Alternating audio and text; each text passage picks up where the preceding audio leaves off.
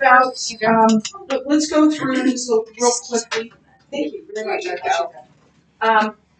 I'll go through this real fast, and then we'll pick up where we left off with the geographical and political situation during the time of Christ. We talked about Jerusalem and how small it is and where it is, and how surrounded it was by other peoples, and how God prophesied all of that. And then we talked about the climate and the geography and the crops. And then we got to this. So I'm going to go over this in a little bit more detail, because you're going to see this map. You're going to see it today in the quiz. You're going to see it on the test as well. You want to spend some time learning this. You will be grateful. So in Jesus' day, the Jews, so not the Romans, the Jews divided Israel into three areas. The three areas were Judea in the south, that's football. So Judea in the south, and I don't know why they don't put that in black. Samaria in the middle, those are the Samaritans. They were hated by the Jews, and the Jews and the Samaritans hated the Jews. And then in the north is Galilee. That map is in your book. I would make use of that map in studying for your test on Tuesday. I already said that, but I can't say it too many times because somebody's going to walk in Tuesday. That was today. No matter, I could say it make the whole lecture be your test is on Tuesday. Your test is on Tuesday, and somebody forget. So those aren't the Roman provinces. Those are the Jewish designations. Now, the Roman provinces went this way. So you had, there we go. You had Judea and Samaria lumped together. And I want to, hang on. Judea and Samaria were put together and for Roman purposes. And then the next one was called Galilee and Perea. Herod Antipas, and I don't think I told you guys this last time. This is important too. Herod Antipas ruled that. You might know Herod Antipas. He was the one who killed John the Baptist because a girl told him to. He ruled that area. And then next is Iturea and Trachonitis, largely populated by nomads, and so it's not an exact area. It's kind of just they were in this area-ish. There weren't like borders for that. That's why that's a circle. And then we had Decapolis, which was 10 cities that had some autonomy. They had some freedom from Rome, although Rome also had influence on them. So they were more free than, say, the rest of those areas. But they were also, beholden to the Romans in some sense. Yes, Jacob. Well, the name, going based on the name, sounds very. Yeah, it is. It's 10 polis cities. So 10. It literally means the 10 cities, the Decapolis. That would. It does sound Greek, but it was under Roman control at this point. We talked about the areas of Israel, the coastal plain, which has rich soil. That's where the Philistines live. That's just a little bit of trivia. The Shephelah, which is rolling hills leading up to the Cisjordan Hills, which is where most of Israel's cities were, and most of the Old Testament history took place, and also where most of the people live. And then we have the Jordan Valley, and we're going to come back to that in a little bit. And then the Transjordan Hills on the other side from Jerusalem, on the other side of the Jordan. And they range in elevation going from south to north. And then this is Jesus visited 21 cities.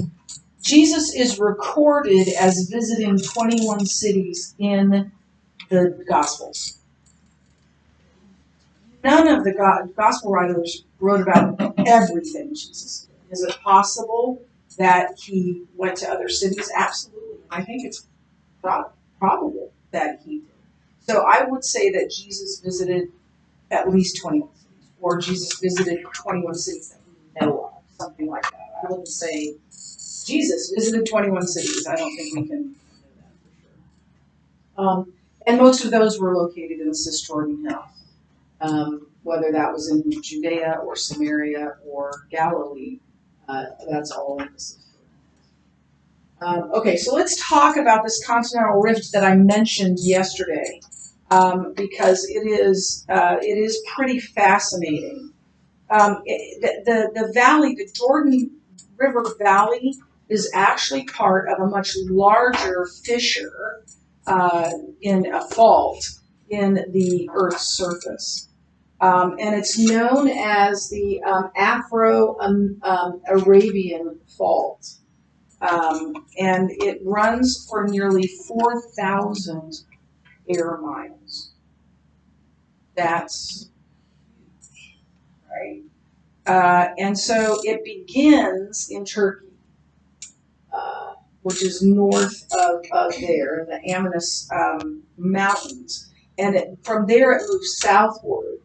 And it goes through the Sinai Peninsula and then down through the Gulf toward Ethiopia.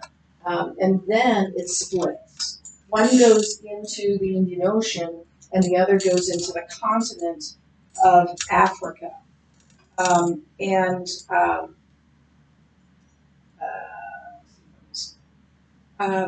so, so to the east it goes into the Indian Ocean, and to the west it goes into Ethiopia. Now, I'll come back to that. So here's some truths about this interesting fault. It's an amazing geological fissure and rift. It is what created the Sea of Galilee. It is what created the Dead Sea in Israel. It also, in Africa, led to the creation of Lake Rudolph, Lake Albert, Lake Edward, Lake Victoria in West Africa. And by extension, because it created Lake Victoria, it created Victoria Falls, which is on the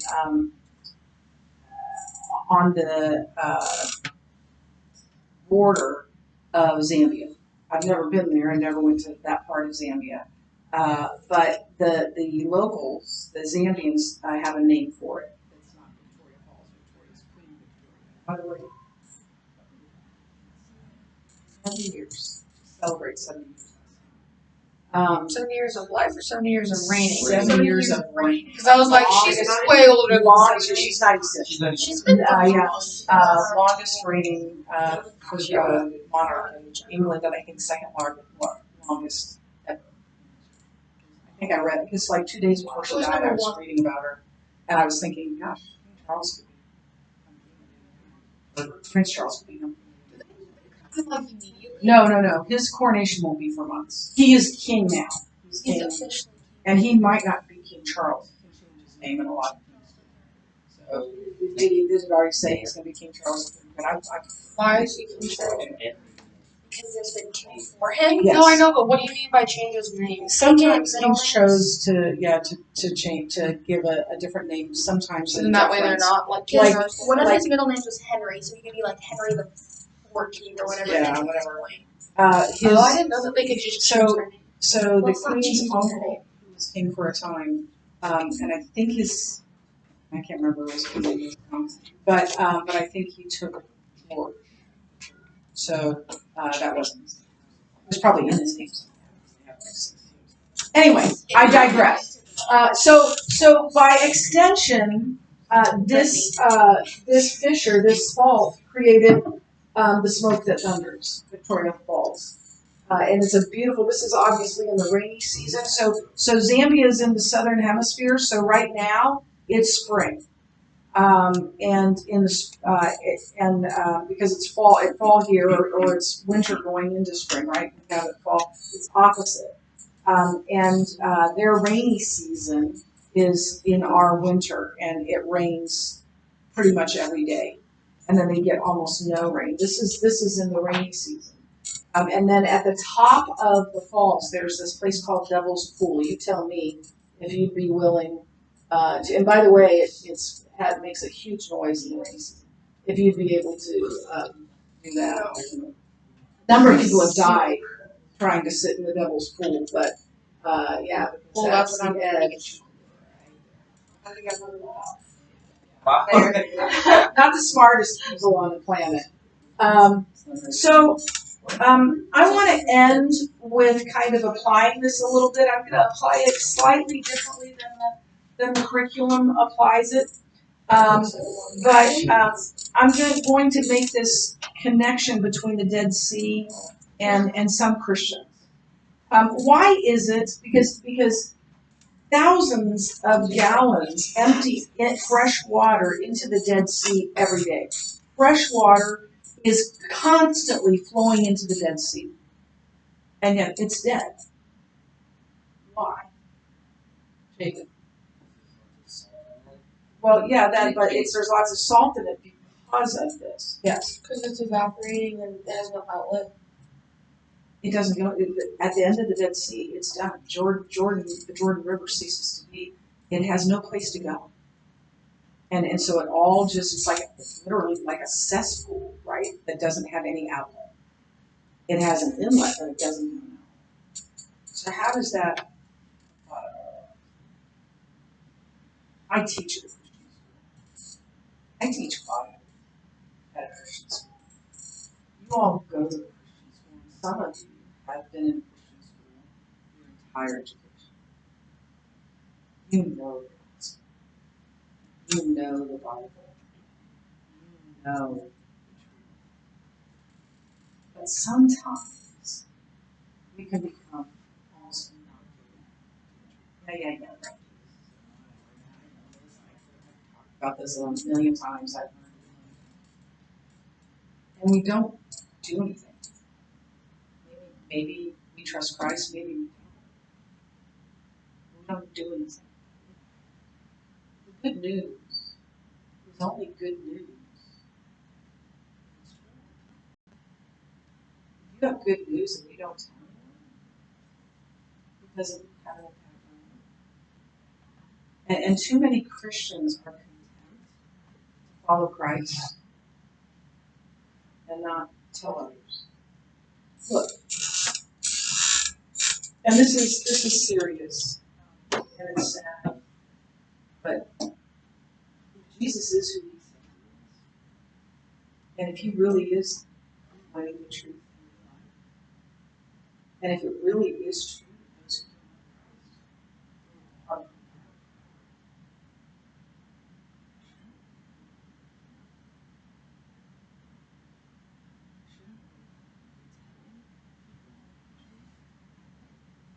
I think Christians in America are just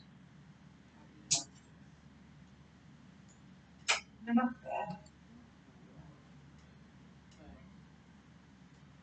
They're content just to know Christ for themselves. And I think that's a pity. And I think it stunts our growth. I know it stunts our growth. I'm Facebook friends with my Sarah. And I talked to her. And I am so proud of her, just in awe of this very young woman.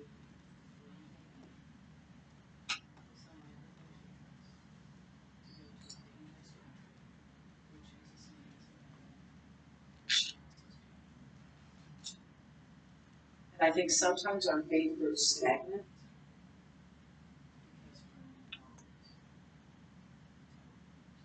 Sometimes our faith grows thing.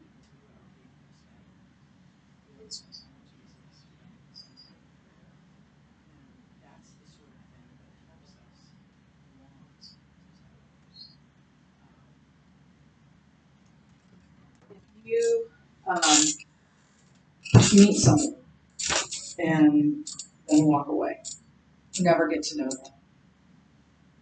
You'll never have a friend. And you get to know Jesus the same way we get to know anyone. The way you get to know someone is to talk to them. Spend time with them. It's so different. He's already spoken to you. He left you a love letter.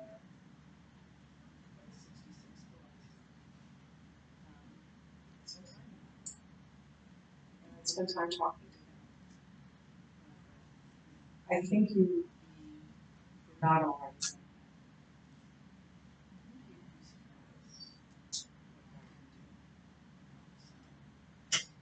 So that is nothing that's on here, but that's my heart.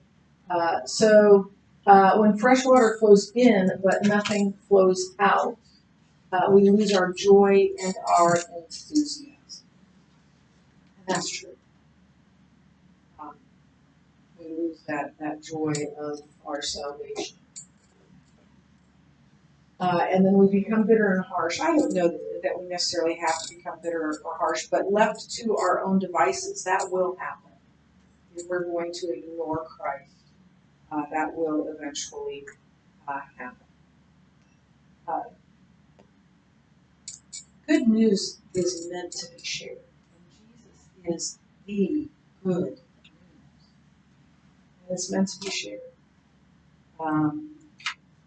And it not only changes the lives of others, but it changes ours as well. That's what Jesus is calling us. To a closer walk with him. It's up to you. So that is, we produce a life that our soul shrivels. I don't know, that's a little picturesque too.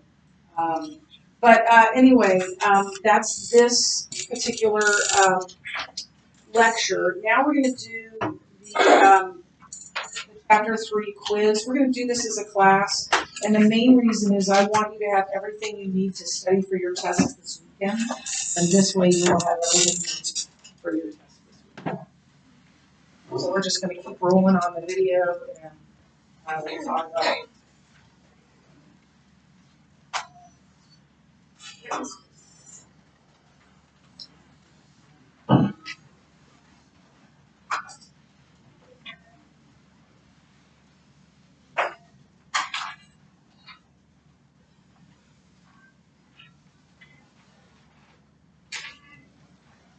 Did you get enough up here?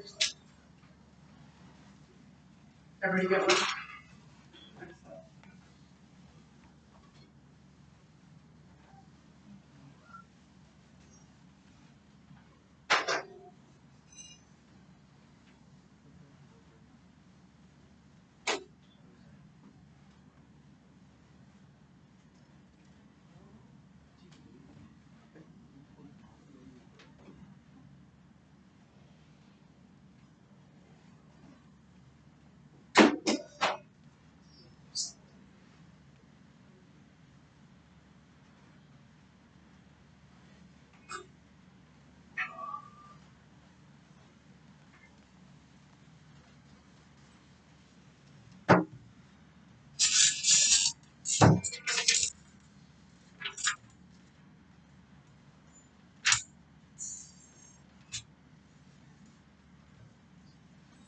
So during the ministry of Christ, who ruled Galilee and Perea? He also killed John the Baptist. Which Herod? There were lots of them. Herod Antipas. Antipas. Repeat that whole. Herod. Antipas.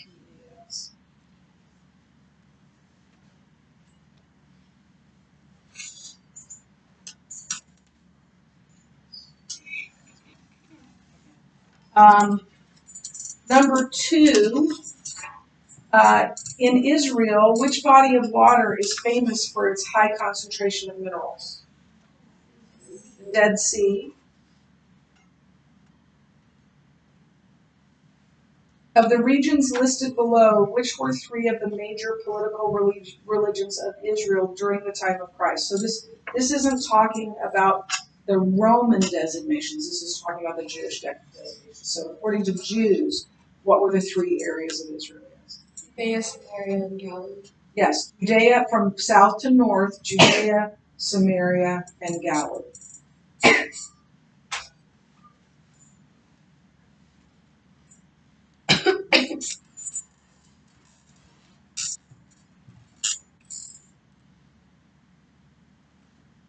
What is A on the map?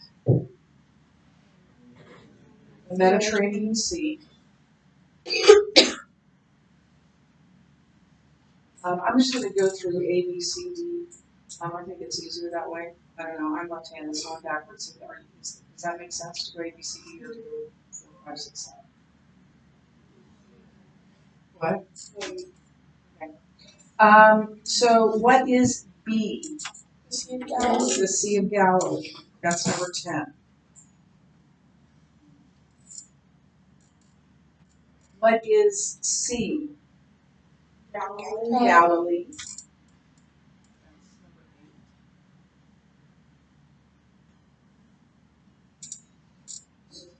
What is D?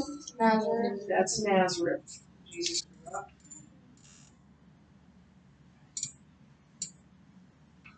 What's E? Samaria. That's Samaria. That's 15.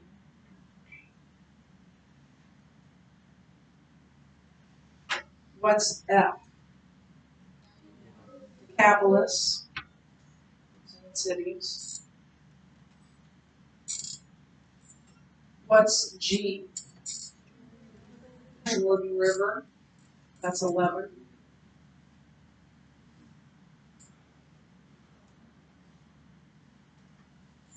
What's H? Korea. That's 9. H.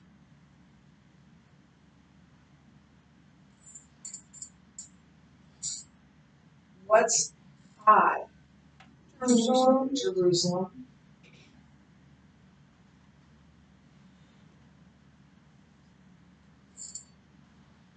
And that is number 6.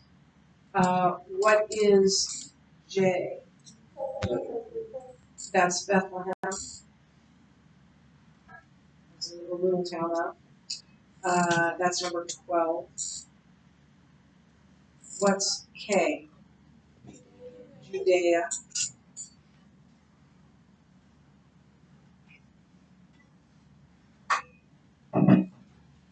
What's L?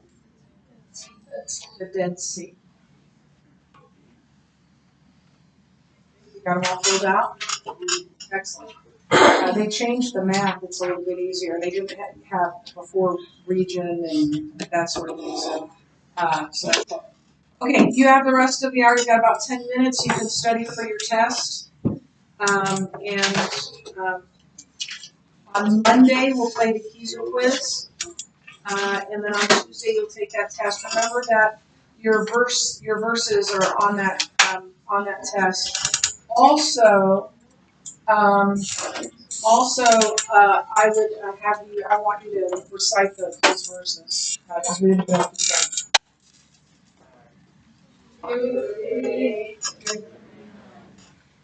Peter said to them, repent and be baptized, every one of you, in the name of Jesus Christ.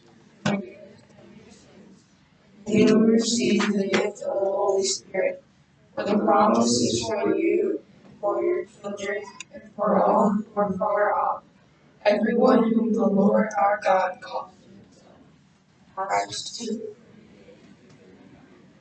Excellent.